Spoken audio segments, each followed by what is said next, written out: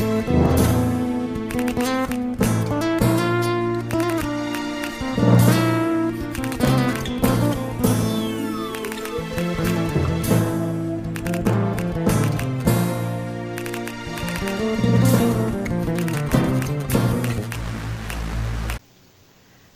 this is Banana here with the DreamViewsPodcasts, and I'm here with the elusive Abra. How are you today, Abra? I'm pretty good myself. How about you? I'm actually doing pretty good today. So, how did you find DreamViews? Well, after having a lucid dream one weekend, I googled the term and came up with dream views. So, that's about it. Where did you learn the term lucid dream? My psychology professor. Nice. I want to take psychology sometime. Seems like it would be an interesting course. It's very interesting. I'm taking another psych class right now. Um, nice. How many years have you been taking psychology? Two, but it's not my major. Oh, what's your major? Chemistry. Awesome. Okay, we're strafing off topic a little bit, but Yep. okay. So, when was your first lucid dream? Hmm. When I was about 7, there was this monster shapeshifter character, and at one point he forced me down under the water, and then I realized I could breathe under the water, and that it was all a dream.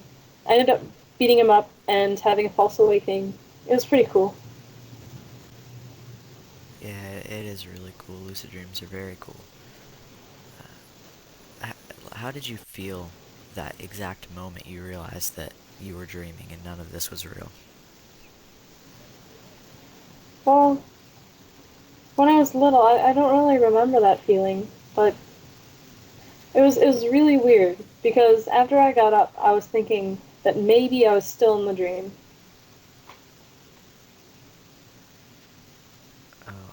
What was the first thing you decided to try or do, like, other than beating up the monster? Well, after that was a false awakening. But in other lucid dreams, particularly the one before joining, it was exhilarating. Just flying and having all the dream characters just like watching you fly and knowing that like you can't get hurt. It's pretty cool. Yeah, I believe lucid dreaming should really get mainstream because it's it's not really difficult at all.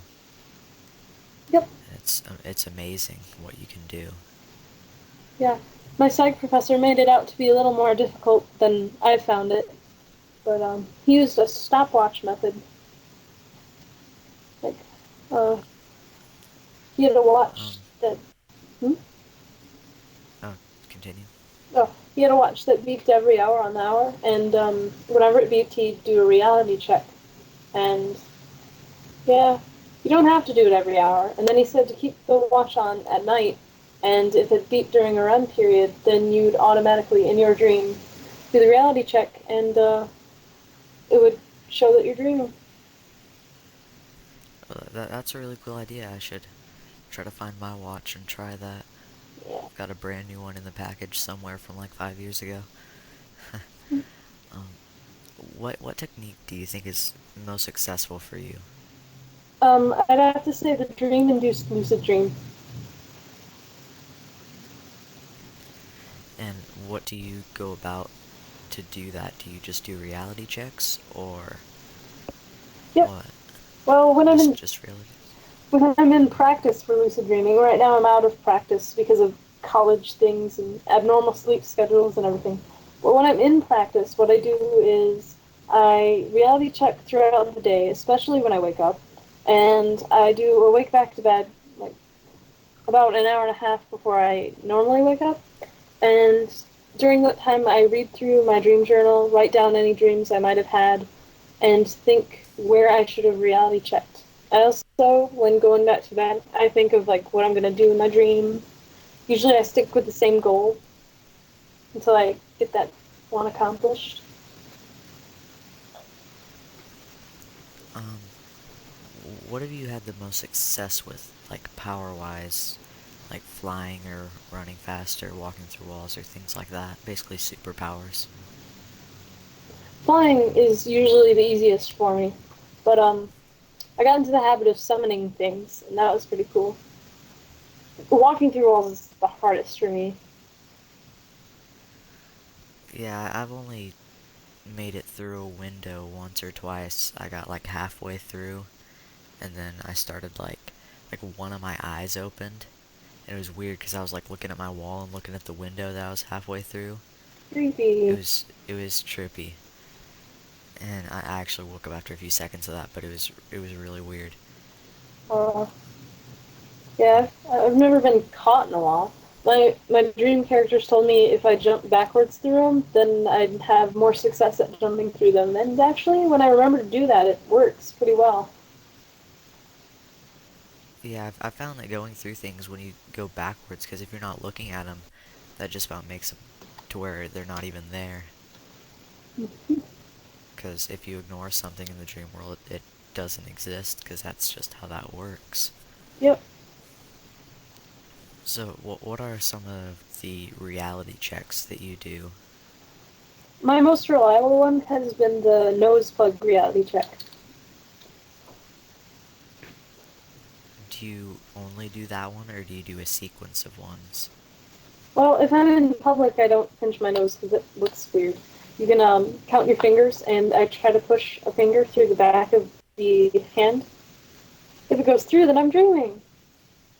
And if I'm in class and I want to be covert about it, I just look at text and then look at it again. But Yeah, primarily, yeah, go on. primarily it's the nose check.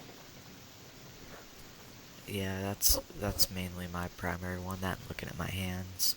The text one has been failing for me recently.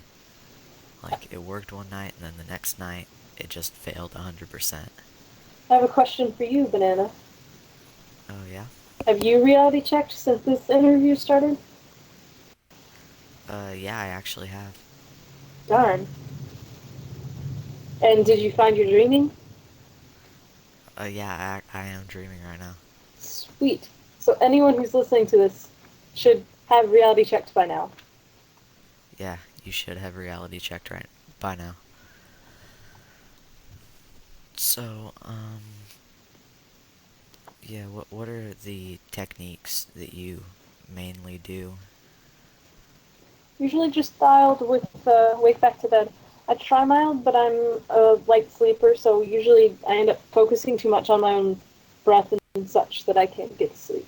So, Oh, yeah, that happens to me too. Same thing for when I try wilding, it just doesn't work and I just stay awake. Unless I'm really tired, like at 6 in the morning, then it might work. But by then I'm already having REM eye twitches, so... oh, the DEILD. I don't know how to pronounce it. Dialed. I can't I pronounce just it. say dealed. Dealed.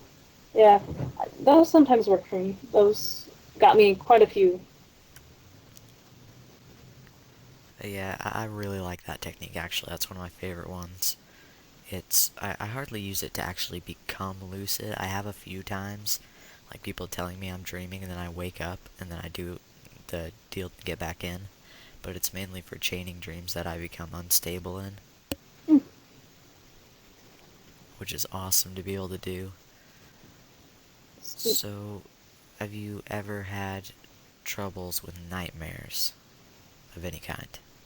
Well, I did have this one vertigo thing, uh, where if I had a dream where I was going super fast or falling, I'd wake up and have kind of migraine things. Like, it was bad. Like, I'd wake up nauseous, and my eyes would continue twitching as if they were in REM.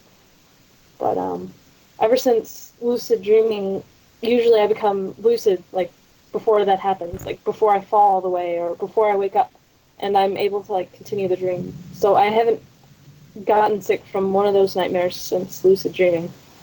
It's worked out pretty well actually. Yeah, I used to have little, nightmares as a kid, but after finding out about